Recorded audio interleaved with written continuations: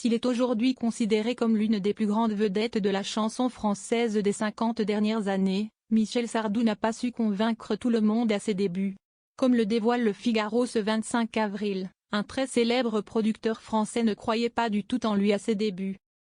Si aujourd'hui tout le monde connaît au moins une chanson de Michel Sardou, la carrière du célèbre chanteur de 78 ans aurait pu s'arrêter bien plus tôt que prévu.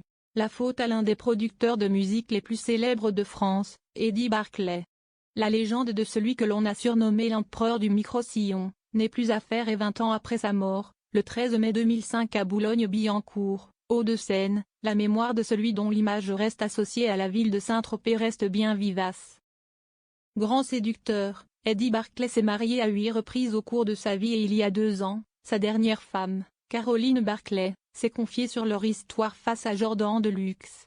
Il vivait comme un milliardaire qu'il n'était pas du tout.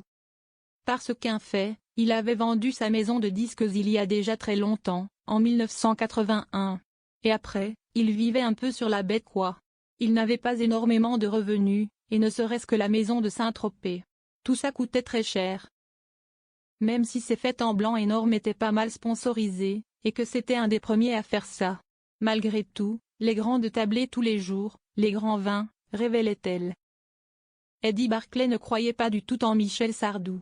Pourtant, la carrière d'Eddie Barclay est immense, lui qui a produit la plupart des grands artistes français, de Dalida à Charles Aznavour en passant par Jacques Brel et Alain Bachung.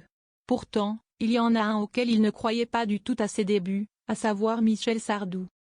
Dans un article consacré à Eddie Barclay ce vendredi 2 avril, Le Figaro revient sur cette anecdote qui remonte au début de la carrière du père de David Sardou.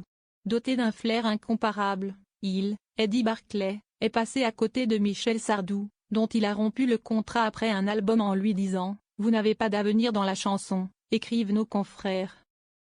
Un gros coup dur à l'époque pour Michel Sardou, installé dans une région prisée du Sud, qui n'a pas su convaincre le célèbre producteur à ses débuts. Rien de rédhibitoire malgré tout puisque le chanteur a connu un immense succès par la suite, enchaînant les tubes et les concerts dans toute la France.